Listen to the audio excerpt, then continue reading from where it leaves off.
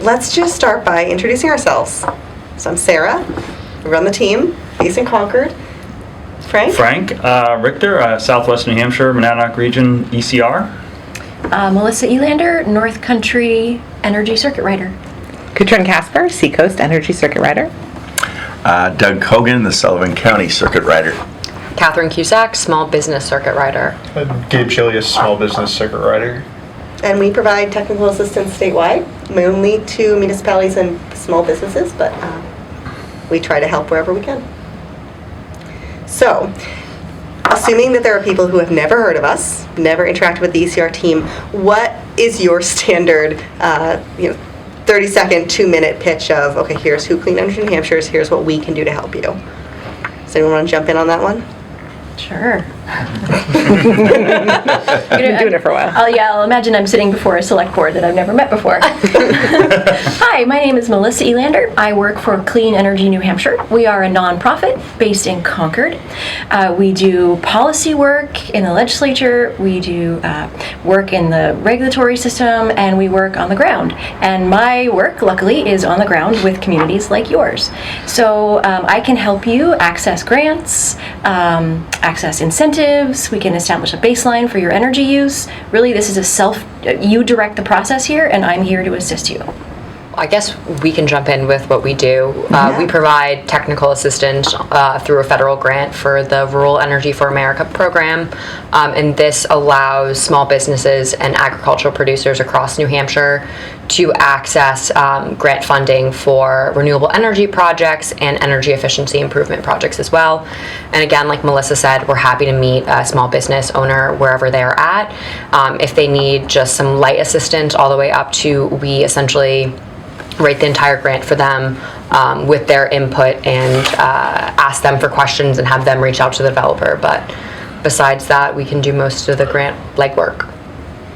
And I'd say generally we'll touch anything related to clean energy. That tends to fall into 3 categories, I think. Energy efficiency, renewable energy generation, and then just electrification more broadly. And one of the things that's helpful, I think, about our team is that we can come in even if you don't really know what would work. I think everyone, if you are touching a building or you have to get around in your life, is consuming energy, and there's probably a way to consume less of it or to consume it in a way that is less volatile and costly.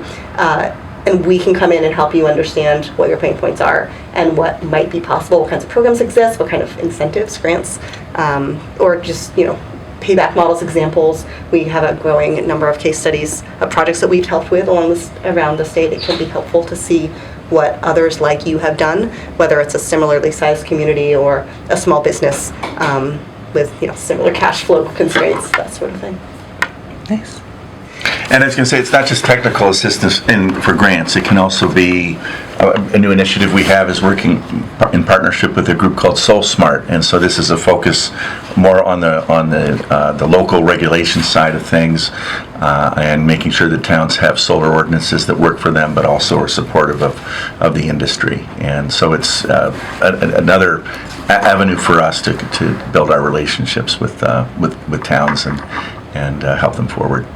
We have folks on the team here who have been here for 5 years. You two have just been here for 1 year. I'm curious, from any of you, why do you like this job? What feels fulfilling about being a circuit rider? I can go. I think I'm our second oldest. Yeah, that's true. Circuit You're a rider. veteran. And it's been really interesting to see our organization grow over the years, and how we serve people and the areas where we serve people has grown substantially. But I like this job and I like this team because I love meeting communities. I like the challenge that each different community comes with. New Hampshire is a very diverse state, and every town is different, and I enjoy finding energy problems that businesses or farms or municipalities might have, and finding creative solutions to help them save money or make their projects happen. It's extremely rewarding when projects come to fruition, and it's rewarding just building relationships with communities around the state, even if it takes a long time to to get them finished. It's fun also to see how many people there are out there in the community who are genuinely interested in energy efficiency and renewable energy, and they just need to know, well, how can we move this forward in our community or our business or our school district? So being able to facilitate that is just really pretty exciting. I remember being in a town myself and trying to get some energy projects done and having no idea where to start and who to contact and what to do. And I love going into a town now and just being able to connect them in all the ways they need to really move a project forward, to find funding for projects, to find support for projects. It's really exciting to see how much easier it can all be. Something I love about the team being as big as we are now is that, so we have regional circuit riders. The four of you live and serve a corner of the state, but increasingly, anyone who calls with any kind of question, we have there are internal communications, and we shoot a message off to the whole team, and inevitably, often within 15 minutes, someone's got an answer or a contact or an example to share, and we've really been effective at tapping the whole group of us to get answers effectively for anyone and on almost any topic, and that feels really exciting. Yeah, I'm the oldest member of the team, but the youngest, or tied for youngest when it comes to. I'm the youngest. No, when it I'm comes. the newest. Oh no, you are the newest. I am the newest. I came in 2 weeks after you guys did.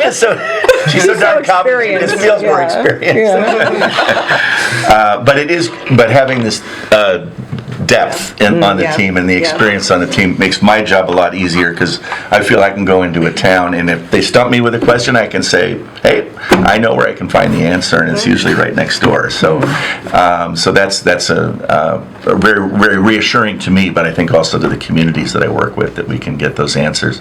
But also in relation to the previous question, I spent most of my career kind of up at the 30,000 foot level, where I was trying to get financing for clean energy, for institutional investors, for university endowments, to be making sure some money was going into fight climate change, and that's all great. But essentially, I'm doing the same thing now, but at the grassroots level, and I have to say, it's so much more personally gratifying to just be boots on the ground, where the rubber hits the road.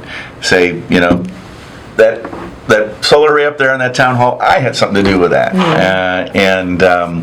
So there's a real satisfaction in this line of work. And I also think it's kind of now more than ever where the focus of the energy needs to be is at the grassroots level. It's what we're going to do in our towns. It's certainly not, we can't be looking up to necessarily higher levels for support, or at least certainly it starts with what we can do in our own communities.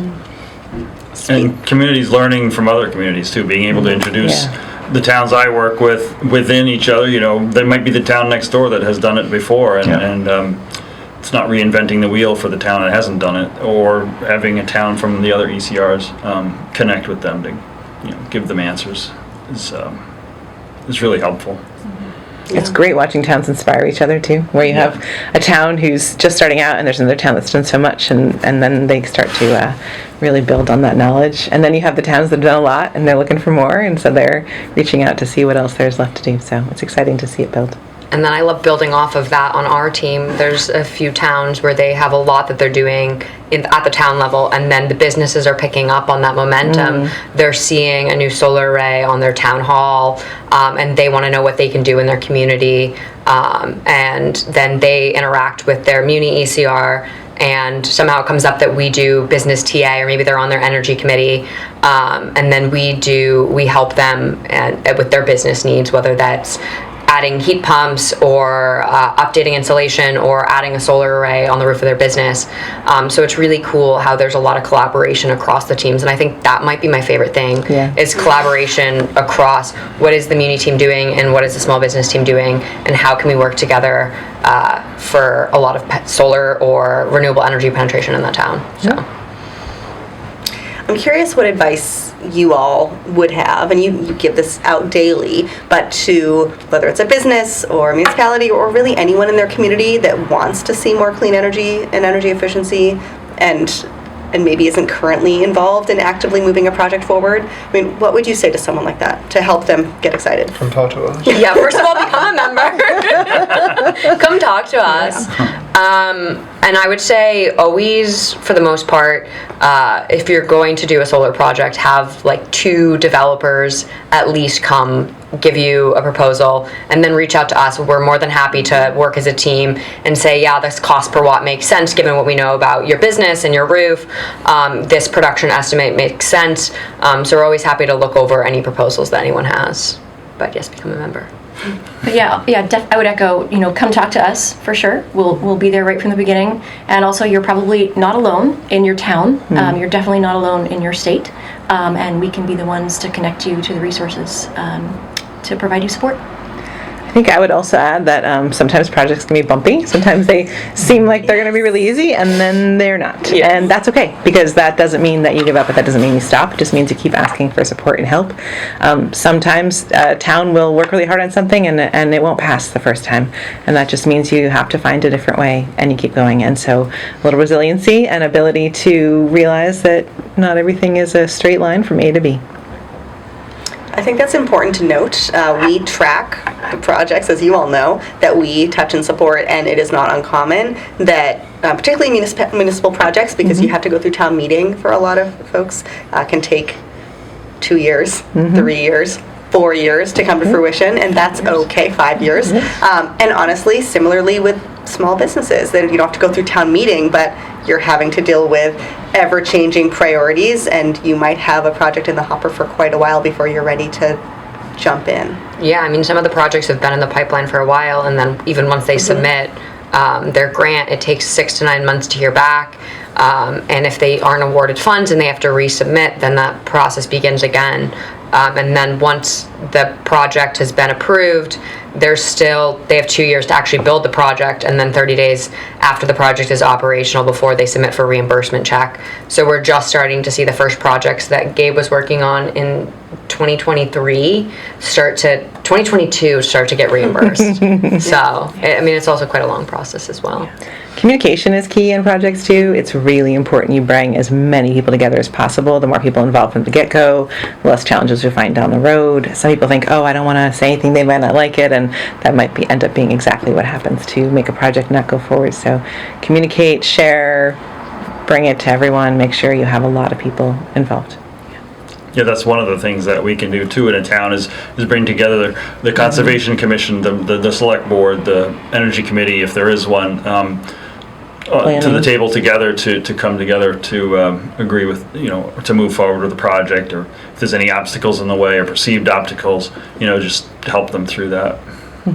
I'd also say I think there's a lot of folks that haven't looked into a clean energy or energy efficiency project.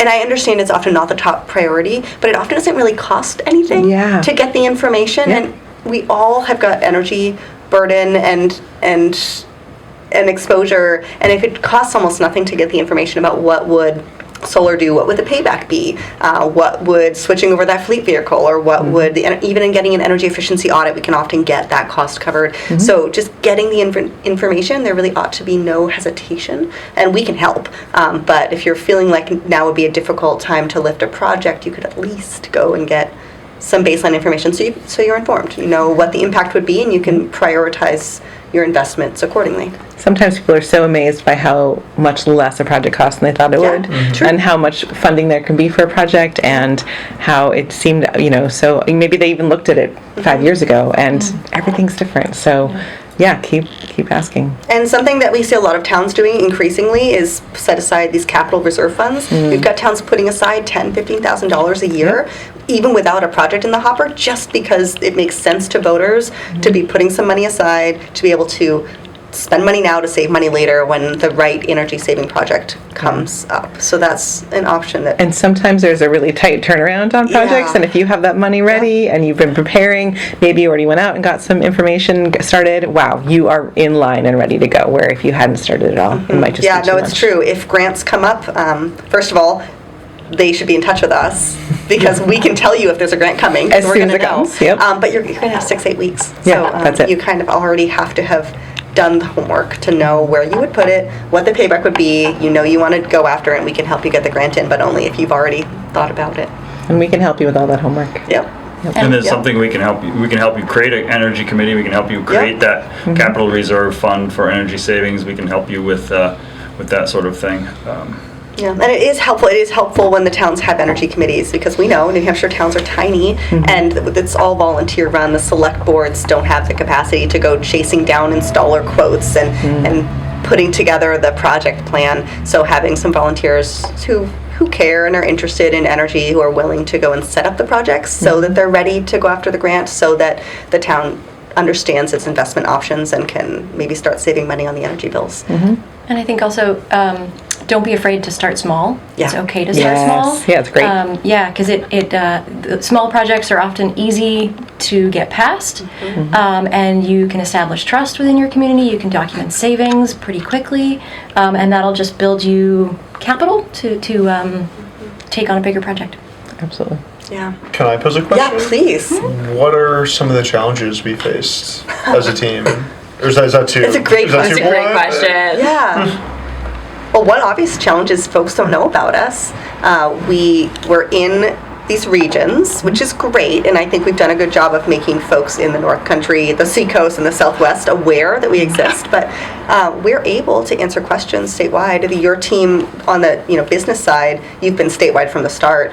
But yeah, I hope that folks will spread the word and not be afraid to call us. Yeah. People don't always understand that we're really just doing this as a nonprofit and as a support, so they think there's something. Yeah, sometimes they think we're some selling catch. something. Yeah, Right. we're not. We're Nope. really. All of us are here because we believe in what we do and we care, and we put a lot of energy into supporting the communities we work with, and that's what we're here for. So we don't. Yeah. We're not looking for. We don't get like a prize at the end or a bonus or anything. Like, it's literally we do the work because we love it, and we really want to help you with your projects. And there's only a certain number of us here, but there's over 200 towns in the state. So one of the challenges is to reach out to all Yeah. these towns. So we actively ask the citizens of these towns to become active in their community to help us, facilitate some of these projects within their community, and we'll support them in the effort. But we would love to have 20 ECRs. Yeah. Well, I think one of our other strengths is when there's instances where we can't reach someone or we can't reach a town, we have a huge network of partners that we work with around the state.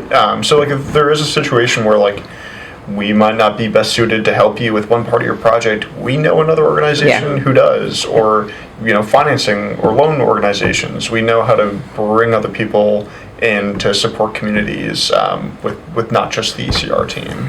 We can definitely bring, from starting that energy committee and understanding how that works and helping you understand how, who you need to talk to in your town and how to get people together, all the way to handing you from each place, when you want to get an energy audit, those are certain group of people you need to talk to. And then once you have that energy audit, how do you go ahead and get the work done?